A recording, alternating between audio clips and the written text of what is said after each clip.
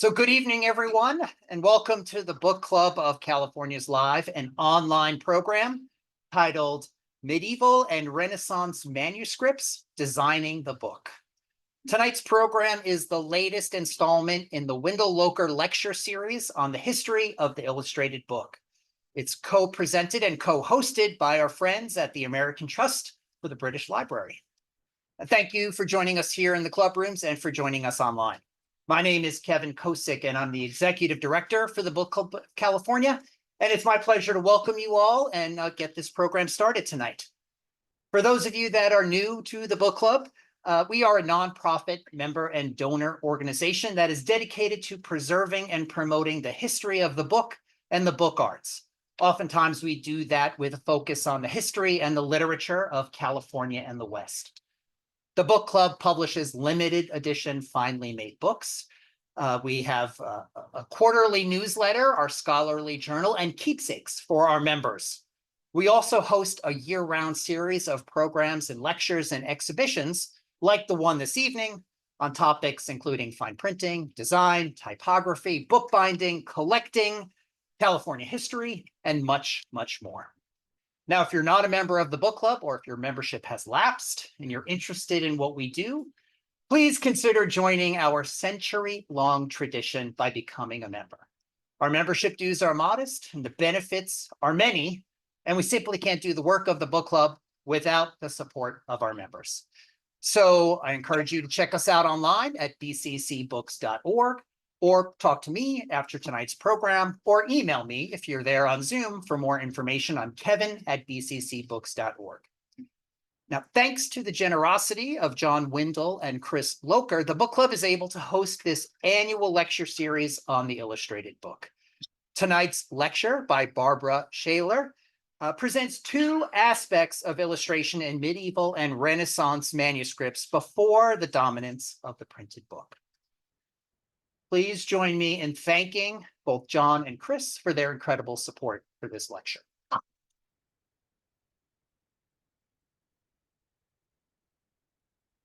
In terms of logistics for tonight, we will have a program with our presenter, Barbara, and then we'll do a Q&A session afterwards, and I'll come back up to help with that. We'll take questions from you folks here in the club rooms and from you out there on Zoom. You can use the chat and the Q&A functions in Zoom, and I'll curate questions for Barbara at the end of her talk. I guess now it's my great pleasure to introduce Chris Locher, author, antiquarian bookseller, longtime Book Club of California member, and a good friend and a sponsor of this lecture. Chris Locher.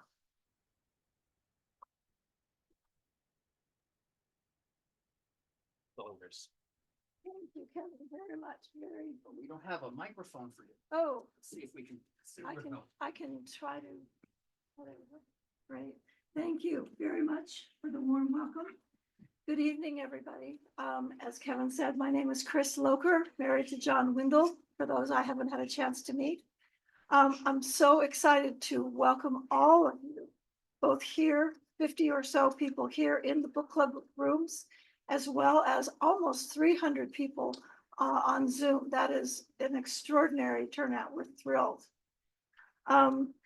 This is the 5th annual Wendell Locher lecture on the illustrated book. So what you will see tonight, as Kevin was mentioning, is great illustration, great color that Barbara is bringing to us. There are indeed two parts to this talk. The first defines the principles of manuscript decoration, ranging from full-page miniatures to the minor decoration of small printed initials and line fillers. The second part of the talk focuses on different genres of manuscripts, including illuminations in Bibles, liturgical books, legal texts, classical works, and the extremely popular Book of Hours. The purpose of this overall theme tonight is to demonstrate how manuscript illustrations help the reader to navigate through a text, whether it's written in Latin or in a local language. It's a personal as well as professional pleasure to introduce our speaker tonight, Dr. Barbara Shaler. Barbara's an expert in early manuscripts, having worked with them throughout her career as professor of classics at Rutgers University and as an author, researcher, professor of paleography and codicology in her many years at Yale. She has an award-winning, fabulous book. The Medieval book is what it's called, published by the University of Toronto Press. It's in its 5th printing. Barbara has served as the vice president and counselor for the Gloria Club of New York. She has served as the president of the Bibliographical Society of America, and she is currently the president of the American Trust for the British Library, as Kevin mentioned, our co-sponsor this evening. So if you would, please join me in giving a warm welcome to Barbara Shaler.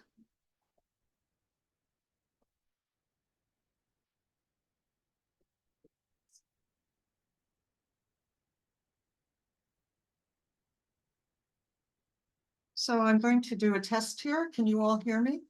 Yep. Good, thank you.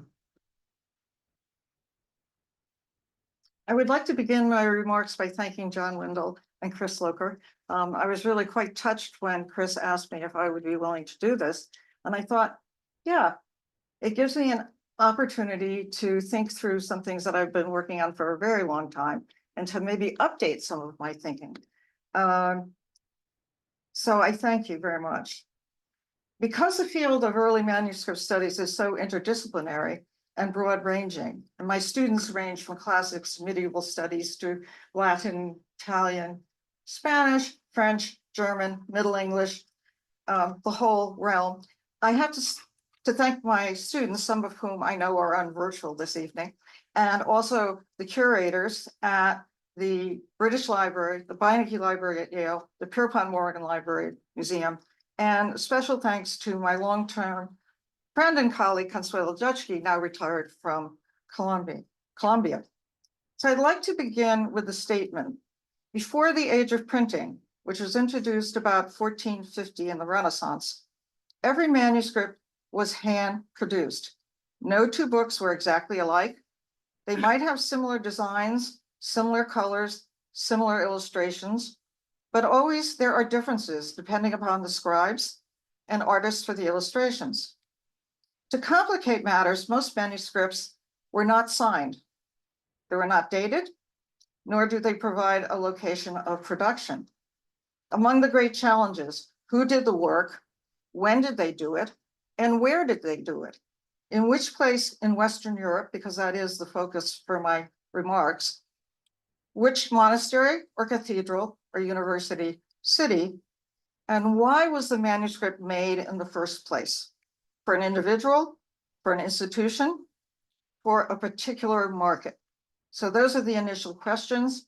And what I'd like to do is start now by saying I did expand the focus of it since we talked about this originally, Chris. So we're going to do a few concepts, talk a little bit about scribes and artists, elements of decoration, and some types of genres of illustrated manuscripts. So let's begin with a few concepts. Some concepts that are important as we look at the images as they appear on the screen. So I'm assuming that you're all going to be riveted on the screen and that you will keep in mind some of the things that I'm saying up front. Script and image and the whole layout are planned in advance by scribe and artist together, and sometimes only by the scribes themselves, who may also serve as artists, so that scribe and artist might be the same person. Here we see the beginning of a psalm, and it reads the first letters, quid gloriaris in malitia, where the capital Q has a lovely red and blue clawed creature with wings that functions as the tail of the initial Q. And the rest of the beginning words of the psalm is totally surrounded by a ground of gold leaf, a very intricate production. So the question is, who planned it? Who executed the dynamic of script and image? It had to have been close work between the scribe and the decorator.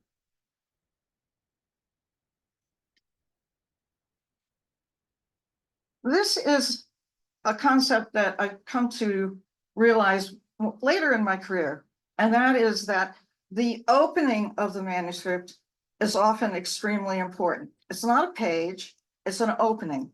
And so in this manuscript, which is a commentary on the book of Revelation, that is the Apocalypse, the illustration helps the reader understand the text that reads in English translation.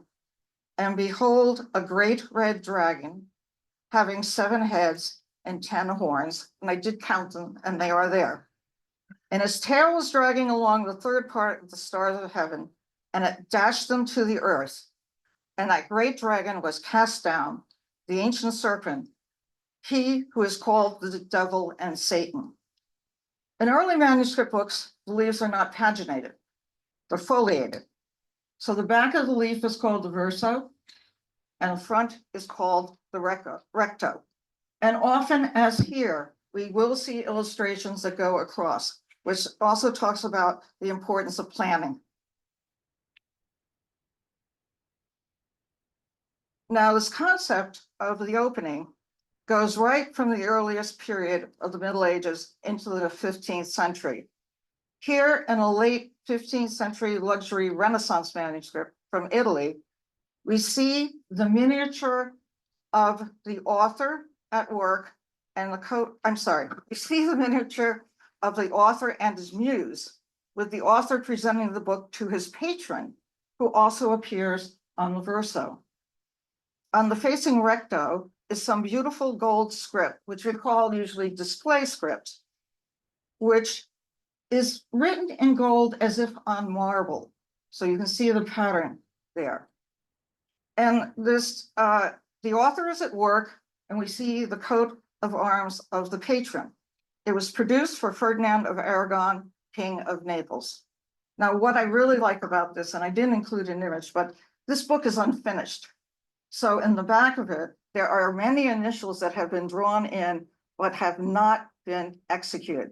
So I don't know what Ferdinand of Aragon thought of this, but clearly those are his arms. Okay, one other concept, script could also be by itself a type of image.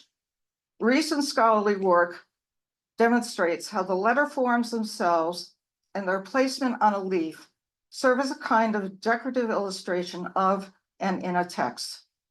The glorious Lindisfarne Gospels from the early 8th century are a good example of script as image. I'm very excited that one of my students has actually taken this on as his most recent book.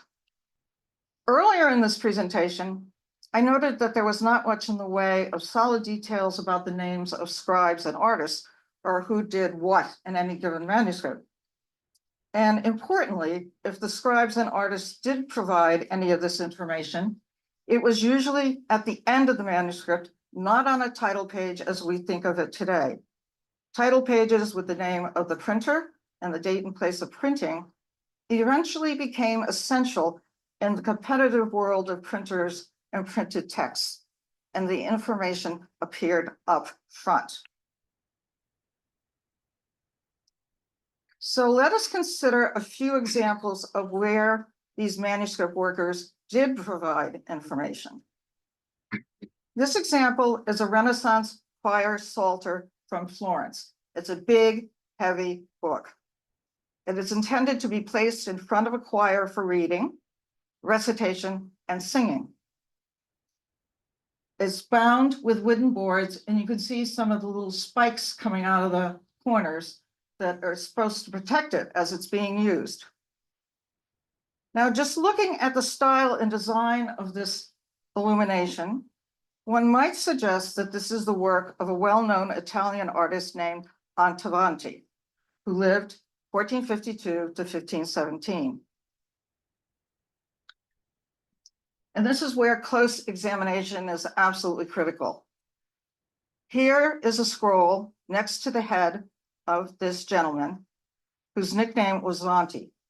So we see here a series of squiggles, squiggles, squiggles, then the illuminator's nickname, Vanti. So they did not always be direct about what they were doing, Sometimes it's indirect signature.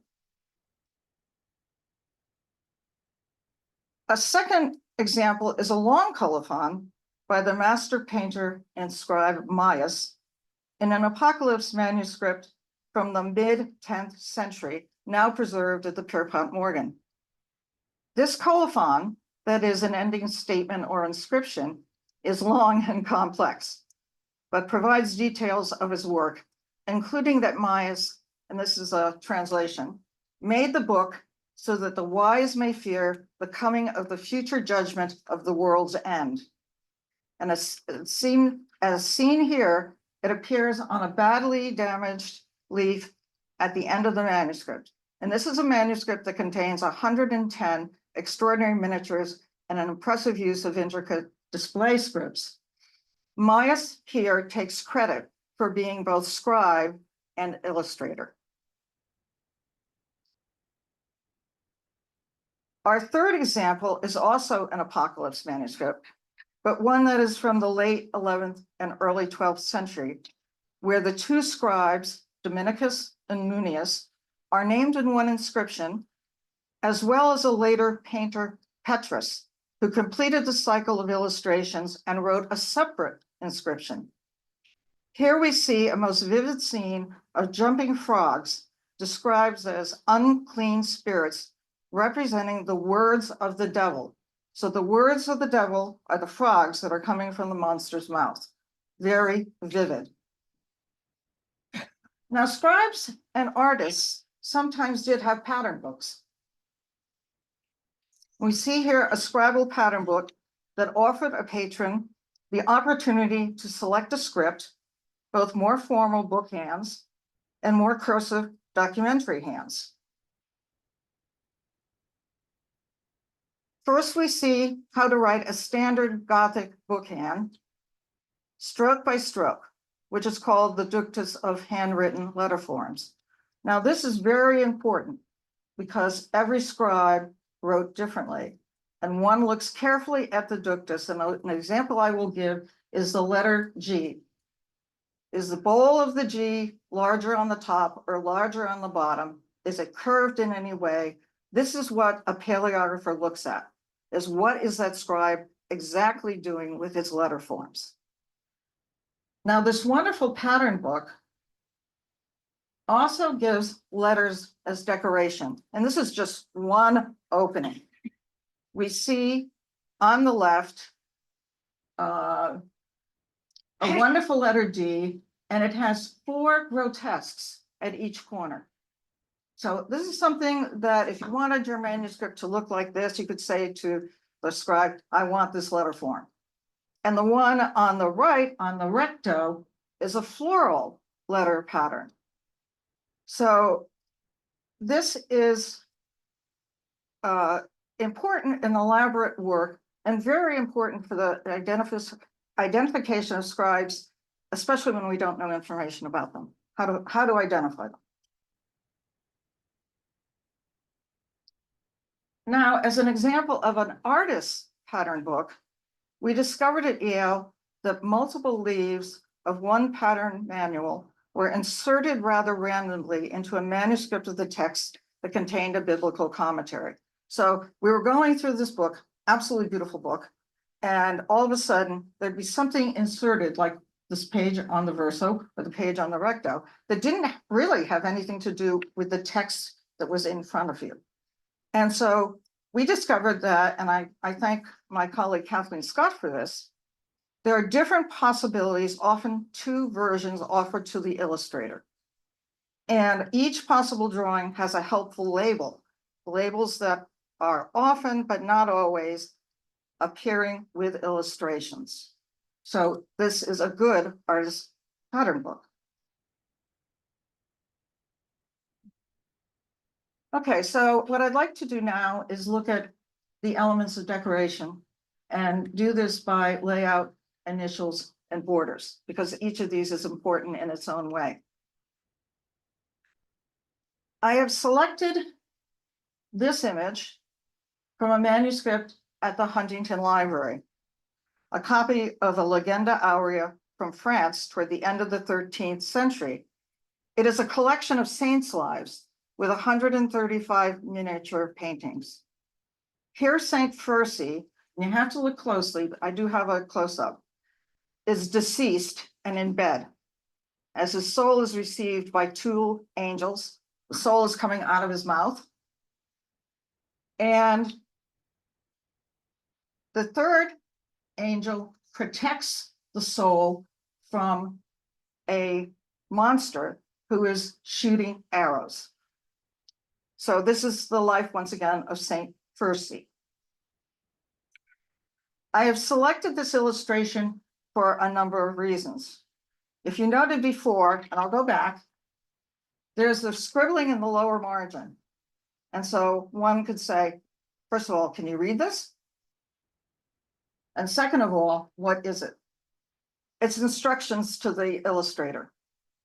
And they are instructions that the illustrator did not always follow. So we can say that illustrators also had a mind of their own, even if they were given instructions. And here we can see the detail, and there's no white shield and no flaming arrows. And that was what he was told to do. Now, what's also kind of wonderful about this is that the eventual owner had a rather messy but expensive book. This is an expensive book. And when I say expensive, I'm not going to give details about how much one would cost, but rather think about how many animals were used to make the parchment. Okay, that's one way of assessing. And so the eventual owner ended up with a rather messy but expensive book with other unerased instructions. So as you flip through it, you'll see them in the margins again and again. This next image is from a clearly written text, also containing saints' lives. Multiple texts that were meant to be read aloud, probably in a monastic setting. It is from 12th century Spain.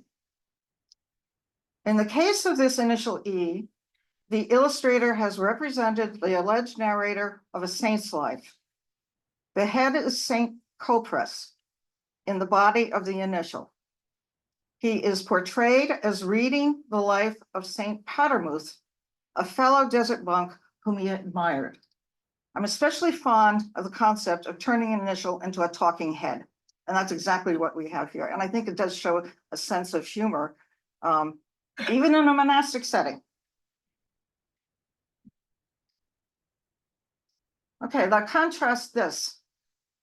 The legal text here is also a large format book. So it's about the same size as the Saint's Life that we just saw.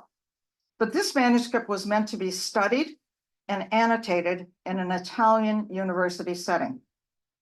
The design is typical of 14th century legal texts, where the main text is in the middle with a floral commentary added by the original scribe in all four margins.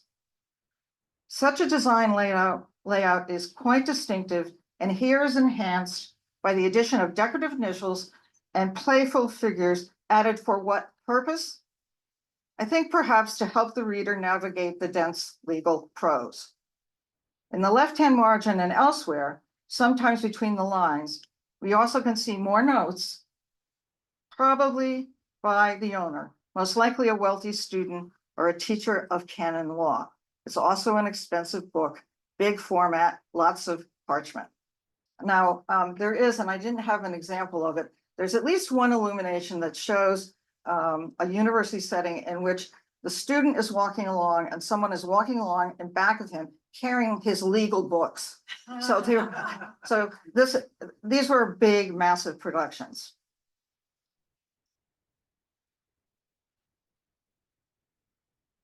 Okay, so let's move on to initials and or miniatures that have borders. And I think you'll see very distinctive differences in the three slides that come next. The first border is typically Italian and can be attributed to Florence in the late 13th century. This is a particularly handsome copy of Dante's Divine Comedy with glorious gold leaf and bright colors selected for the fleshy acanthus leaves. And fleshy acanthus is a technical term for art historians. They're big and lush. The opening initial is a personification of paradise. Okay, now compare that Italian border with this missal, a French translation of the Latin. And you have the main miniature is the Last Supper. And what they've done with the borders is to insert the roundels and the square vignettes that are events leading up to the Last Supper, sorry. And what I wanted, and I hope this works now.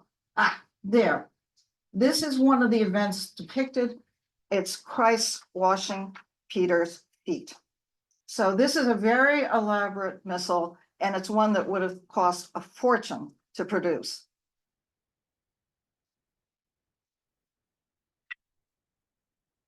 Okay, the third example is a missal. It's a Cluniac Psalter. It's not a missal, and that's a mistake. It should say Cluniac Psalter. Designed and painted in a darker palette of colors. It's from England, and its origin can be attributed to the area of East Anglia around 1325.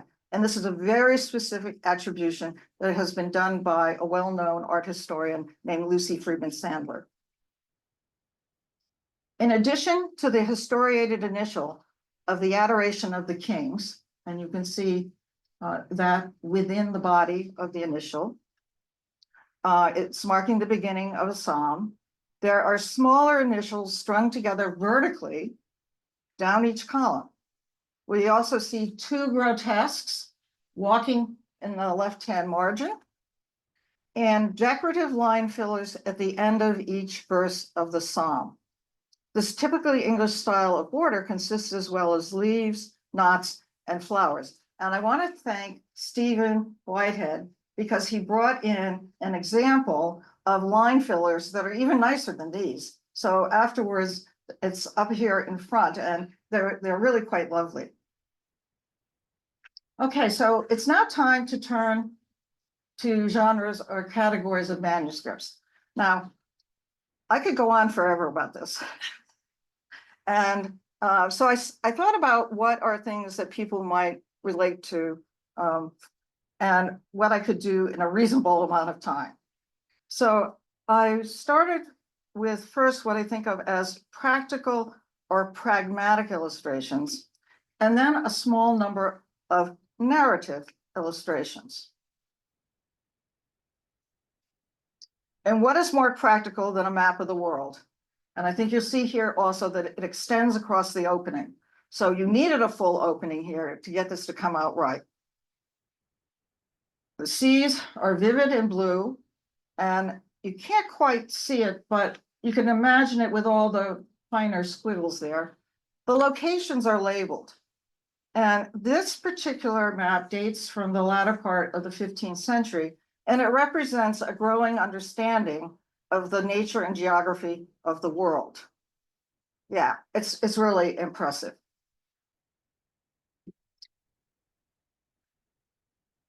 Okay, throughout the classical period, Middle Ages, and Renaissance, there was much interest in medicine and medical procedures. Here we see a typical illustration of the so-called Homo Signorum, man of signs of the zodiac. It comes from a handbook dated 1486. The purpose of the image is to explain when it is the appropriate or correct time for medical procedures, especially bloodletting.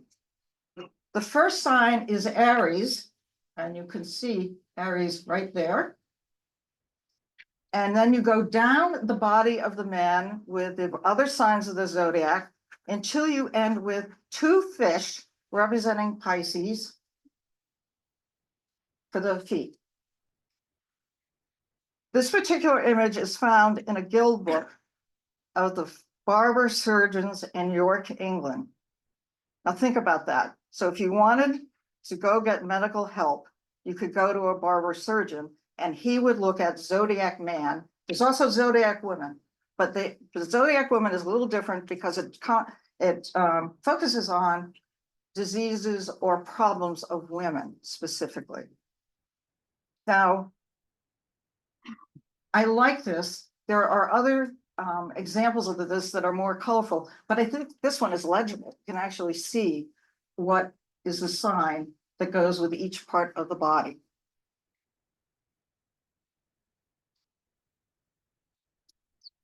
Since horses played an essential role for agriculture, transportation, warfare, and sport, we should not be surprised that there was also a zodiac horse. This illustration is one of 3 related full-page drawings in a volume devoted to horses and their health, care, breeding. The volume also contains, and this is striking, 65 diagrams of horse bits, some with descriptions of the construction and use.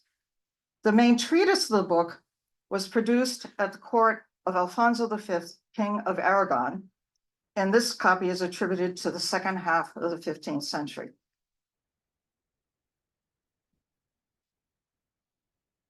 Now, this is one of my personal favorites. Falcons played a significant part in the medieval outdoor sport of hunting.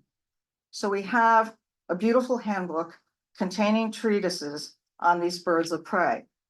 They're beautifully copied and illuminated at Naples during the 3rd quarter of the 15th century. The only miniature in the book is the one presented here on the screen. The birds are depicted in their home with hoods over their eyes and bird droppings clearly painted in white below their perch. I think this shows another sense of humor.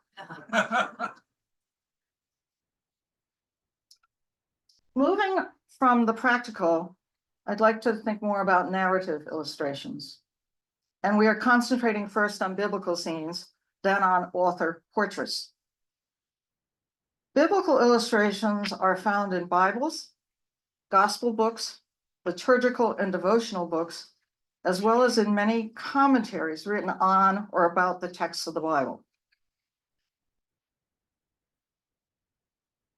So here we are back to Beatus. And it's the Beatus that we've already seen one image of. And When did that date? this one dates from the 10th century, around 950.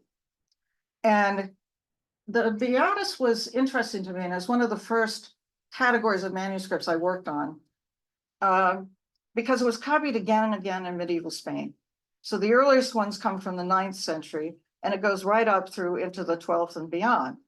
And there's been much speculation about why was Beatus, who was a Spanish monk, so interested in the apocalypse, and why are the images so vivid? And my sense is that Spain, if you look at maps over the centuries, was constantly being invaded. And the monks in particular often had to both till the fields, do warfare, and then also do manuscript work. And I think that this image is characteristic of one type of Spanish illumination: vivid colors and very angular imagery. Now, what we see here is one of the 7 churches of Revelation. And what we see to the left is an angel with a letter of St. John giving it to a member, and probably an important member, of the church of Smyrna. So it is, once again, it's a narrative piece.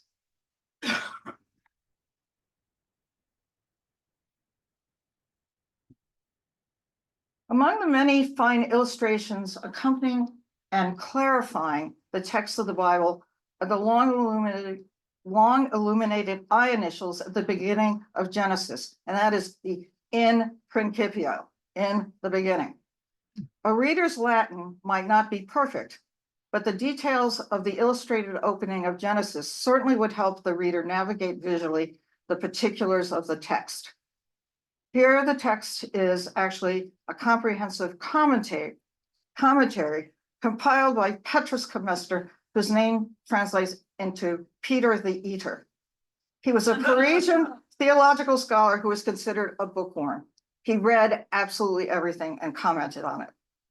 Soon after this compilation in the 12th century, it became a standard university text. So people really read it. This is a lush production, given the quality of the illumination. And look carefully, and you will see God the Father enthroned at the top, down to Noah and the ark, and ending with David playing the harp, and Petrus Comester himself at work on the commentary. Which brings us to more author portraits. These following images represent 3 different types of author portrait. And I like this because we saw Petrus Comester himself at work. And so now we're moving into other examples, okay? And this is a very, very popular gospel book. It's at the British Library. And it's a very fine example of a medieval evangelist portrait. And that's St. John. Characteristic features include the seated evangelist holding his gospel book at his left hand with pen in the right and ink pot nearby. He's actually in action. He's positioned on a throne and surrounded by an imperial setting of columns and arches. Produced at the beginning of the 9th century, probably in Germany, it is a typical example of the evangelist portraits in gospel books. And those are volumes that only have the Gospels, and they will have 4 portraits like this for each, 1 for each evangelist. This manuscript, called the Harley Golden Gospels and preserved in the British Library, has almost its entire text written in gold ink. Now think about the expense of that and the visual impact of it. So this I consider to be another excellent example of script as image. Do you mind just mentioning about the symbol, the animal symbol? Okay, well, that's the eagle. Right, which is his attribute. his symbol, Yeah, yeah. exactly. Thank you. Okay, so this is a secular author portrait of a well-known French woman professional writer, Christine de Pizan. She composed in vernacular French and not in Latin, and she's considered one of the great women authors of the Middle Ages. And I'm just going to put a plug in for the British Library. They have an exhibition on right now on medieval women. And this is one of the manuscripts in that exhibition. It's on until the beginning of March. I know. So she's depicted in the fashion of her time. Look at her clothing. And presumably at work in her study. This very manuscript was written and decorated under Christine's supervision. And scholars have speculated that some of the passages are in her own hand. Its miniatures were principally illuminated by 2 of the greatest artists at work in Paris in the 14th century, including one called the Master of the Duke of Bedford. The manuscript, from my perspective, is a great example of an author working together with the scribe and illustrator. She had first-hand experience here. Okay, the final portrait is also secular. It's of the great classical author Cicero. Here we see the full page opening with a 3/4 white vine stem humanistic decoration for the border, patron's coat of arms in the lower margin.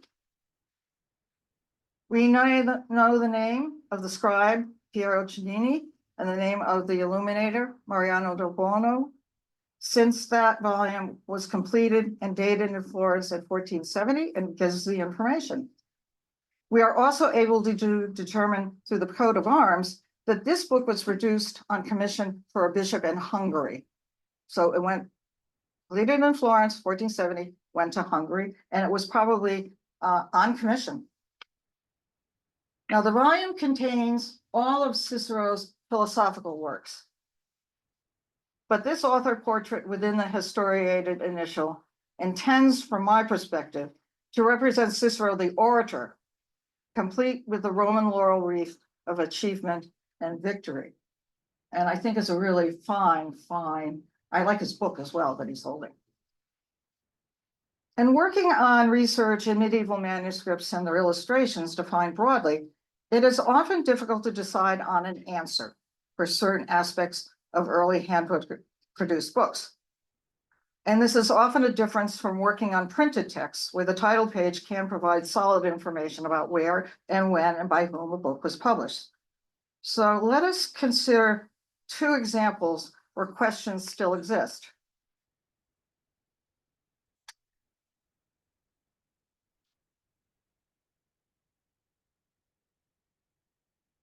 Okay, so what do you see here in the margins? Yeah, war, hunting, yeah, maybe a big camel. A lake, yes, exactly. And it's unusual. Now, this is a book of hours. So what are these wild men doing here?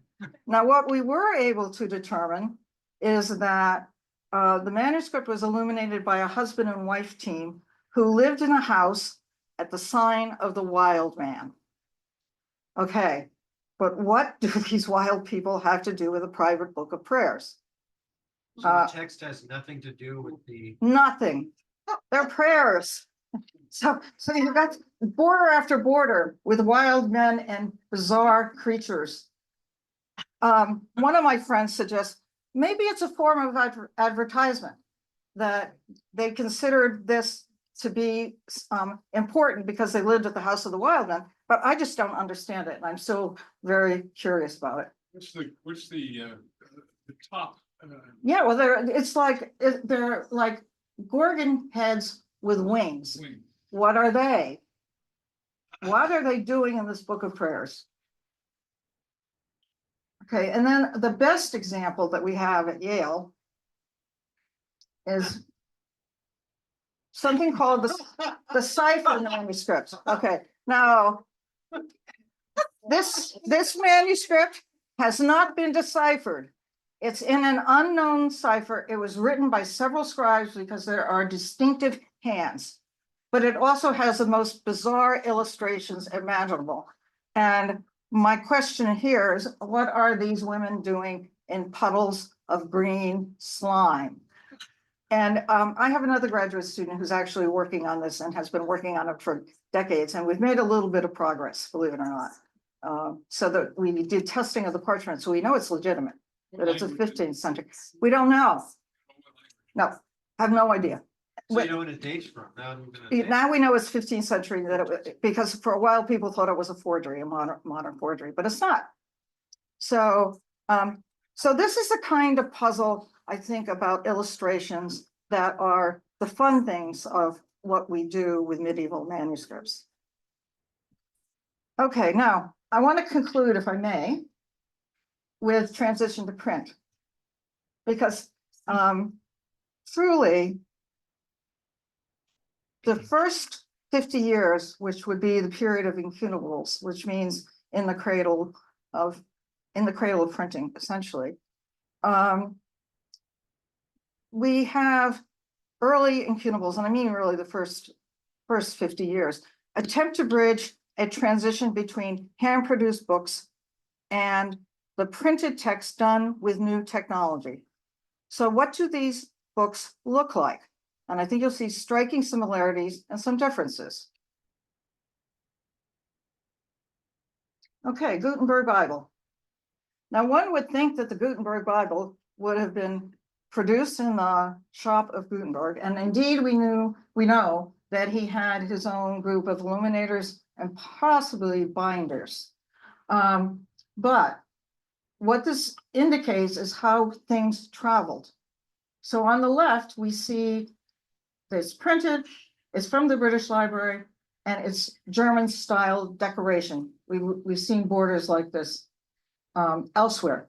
So it's probably right there in Gutenberg's workshop. But the one on the right is not German.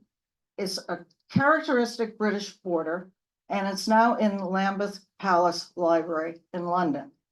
So speaking to one of my colleagues in particular at the Pierpont Morgan, he said, well, they did ship these off in sheets and they were decorated elsewhere and then bound elsewhere. But he said, even though this is a magnificent production, there's still a lot of unanswered questions. Okay, another category here, printed books of hours that were hand decorated. And you can see that very clearly. The print, what they've done is to highlight the lines, add the borders, and the crucifixion scene by hand. So it looks very much like an early book of hours, but this is printed and not written by hand. Yeah, this is quite spectacular. And there's a whole other small group of books of hours where they decorated and put miniatures on pieces of parchment and then inserted them in the books. And Just- finally, Just out of curiosity, would that Yeah. have been on parchment or vellum as well? which one? The last one. I think these are both on paper. Okay, huh? Yeah. I'm not positive about that. Because there were a small number of parchment, but most of them were paper. Which is also one of the great things about paper and printing. Okay, Nuremberg Chronicle. This one is at the Library of Congress. And it dates from 1493. The entire book is printed, both the text and its woodcuts. And this elegant copy, the woodblock print has been hand tinted. I think that's clear. The Latin copies of this chronicle eventually were rendered into German for a wider audience. And the Nuremberg Chronicle, with its more than 1,800 woodcuts, many of them which were repurposed in the volume, was still largely a financial and publishing failure. They simply couldn't sell them all. So to conclude this presentation on medieval scribes and artists, I'm going to do it in Latin, if I may. And I'm going to say explicit feliciter. That is, here it ends happily. Thank you.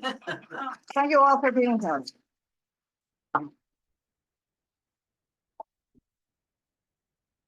That was great. I'm back for some questions. Okay, Let's start here in the room, the big full room that we have. Do we have any questions here in the room? Right here in the second row. I've asked this before in other contexts and other places, but do we know anything more about lenses for these miniature? it's drawings? a really good question because the details are so incredibly fine. Young and have young eyes. I think you'd have to have a lens to be able to do that, and yet. I think you're right, but what exactly that lens was. Yeah. I haven't seen anything written specifically about that, but certainly, especially with the Adavante, where it's squiggle, squiggle, squiggle, squiggle, squiggle, squiggle, vante. I mean, to see that, you really need a magnifying glass. I mean, it's almost impossible to see with the naked eye when you just open up the volume. Yes, Paul. Yeah, the book, printed book of hours you showed. Yeah. Mhm. The illustrations, were they printed and then colored, or was it all? That is the question. And I think it varies from book to book. Okay, And this one, as I looked at it, I saw like some indication, but I don't see anything that shows through. And yet on others, I have seen it. I've also seen it where only the miniature is painted, not the borders. So is the text in the miniature, is that painted or is that printed? No, that's printed. That is, And I know, so it takes an incredible amount of planning. They could print color? Yes. Yeah.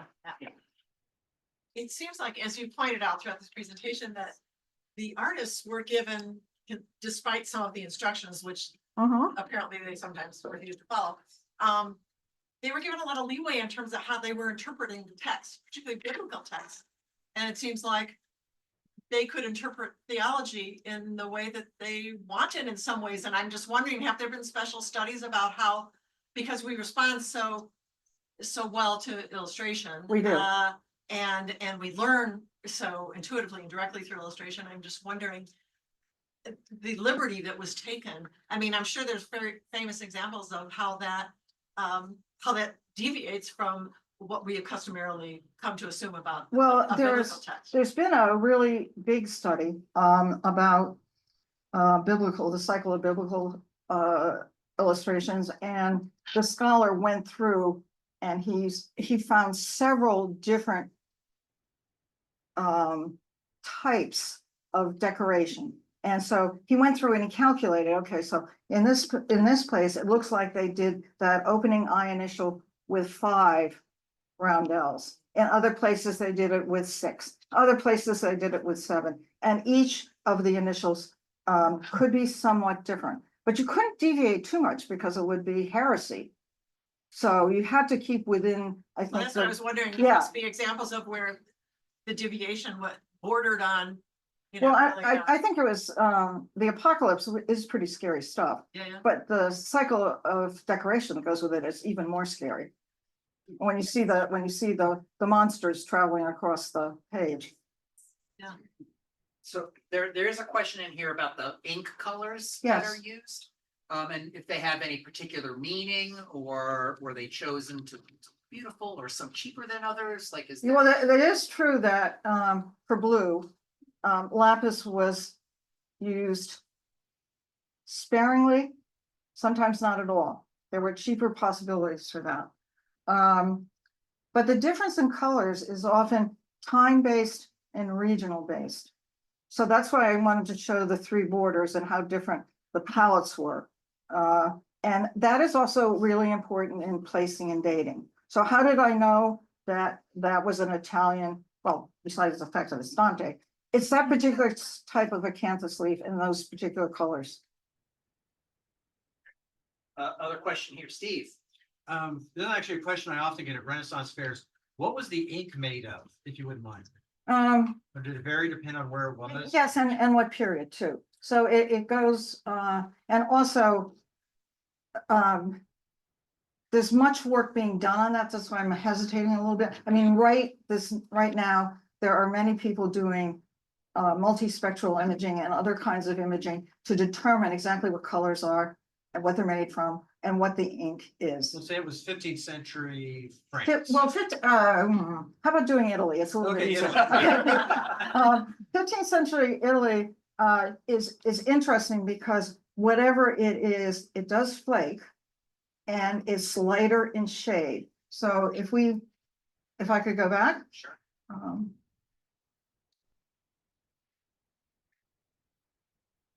Okay, that is a typical shade for the Italian Renaissance. And also it doesn't eat through. But I did once at the Folger Shakespeare Library, I was looking at a 15th century manuscript, and they were conserving it. And what they were doing was stabilizing the ink in the binding gutter with fish glue. And it was done line by line by line because it had rubbed off, and they were trying to prevent further damage. It's also being rebound. Sorry? This fish glue, is that a good material? Oh, that's a good, yeah, at least it was, I guess, I would say 20 years ago, but it really stuck in my mind to see all the stuff that had flaked off. People are particularly interested in the pigment for the green slime. If you have any insights there. I do not, but the woman who's working on this is also president of the Medieval Academy, Lisa Fagan Davis, and she's really considered to be today the expert on this. So she may have an opinion, but I've always thought of it as green slime. It's resonating on Zoom. So, okay. Yeah, it's definitely popular. Another question here. Well, back here on the left. Yeah, you mentioned that the artists and the scribes collaborated Yes. to plan these books. What about binding? Like, what was the process? Well, the Can you repeat binding, the question? yeah, so the question is, scribes and artists collaborated, and what about the binding? It's an interesting question because sometimes the manuscript was produced and sent elsewhere to be bound. So I've seen volumes that clearly are written and decorated in one place, but the binding says something totally different. The artists. Yes, okay, so what I didn't do was talk about the preparation of parchment. And I've actually been in a classroom where the parchment was being prepared.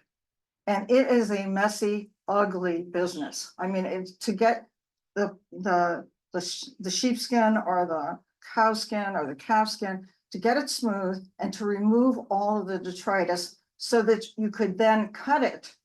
And then also use either a stylus or a crayon, which is usually gray, or sometimes red ink, to delineate where the text and where the image would be. So that's a whole other process, and binding is a whole other process. I could have done illustrations on bindings. Next time. Next We'll be time? back for that. Let's take one last, well, we had a question in the back. And we should- Who had, what, Alex? I was just gonna ask, if you go back to the Book of Hours, how many years after the Gutenberg Bible was that printed color? Okay, so this probably, and this is now talking to colleagues, that probably they were independent sheets. They traveled maybe to some place Yeah. like Paris, were transported over to England, and then there was probably a patron who wanted British style because that was what he liked.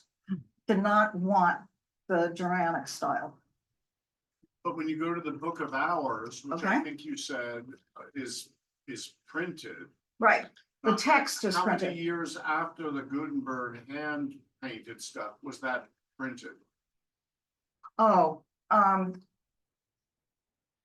maybe 25, 30 years. Right. Something like that. And I'm going actually by the design of the borders, where it's these kind of, they're aligned segments here. So that has that's a particular style. So it would have been later in the 15th century than Gutenberg. David, do you have a question? So I have an interest in later manuscripts well into the hand press era.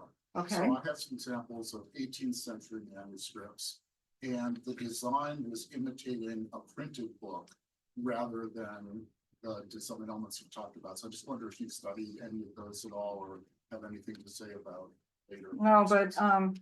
I also have an image of a much later manuscript that's a takeoff on a medieval, and it is really well done, but the two ships also have American flags coming up.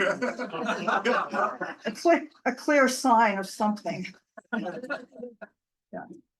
So I'm gonna do one last question, which is from Zoom, and it's actually about the Book of Hours, and the question's about the size. It looks Oh, yeah, okay, tiny. so I myself have a small manuscript fragment collection. My husband knows this, and I have some books of hours leaves that are like this, literally. This one, you can tell with the thumbs there, this one is slightly larger. So if you're doing a smaller one, it takes some great expertise to do something that small, both in terms of the script and the decoration. But this is also much more expensive because of the gold and the colors. Would you say that's about 7 or 8 inches tall? So maybe a little bit bigger. But they can come in different sizes. I mean, the idea was really that it's a private devotional book. So if you wanted to travel with it, you wanted it to be able to put it someplace and not have to lug around a very heavy book. Well, with that, I'm gonna ask you to help me thank our speaker for this evening.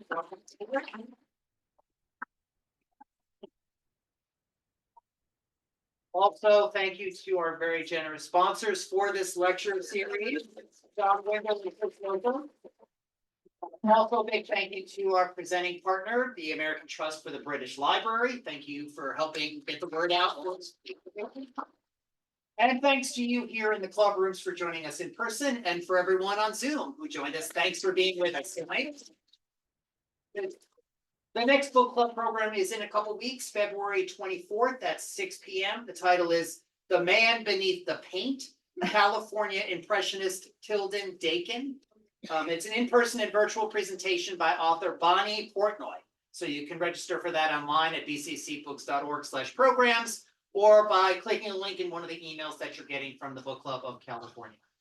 Thanks everyone for joining us. I hope you have a wonderful evening. Again, a big thank you to our speaker this evening, Robert Chamber. And also, Good, good. we do have two examples of things up here. And I would encourage you to look at the line fillers on this. They're actually nicer than the line fillers I showed. And then there's another book that you said you bought recently. Yeah, a month ago. And Less than a month ago. it's clearly English and it has a very cursive passage at the end that is very much English cursive camp. And it has Gregorian chant in it. Yes, indeed. And one historian initial, I think. Yes, so take advantage of the fact that Stephen brought them for us. Thank you. So if you're here, come on and look at that. If you're not here, sorry, you can't see that. But maybe we'll get a chance to share that with you another time. Thank you, everyone, and have a great evening.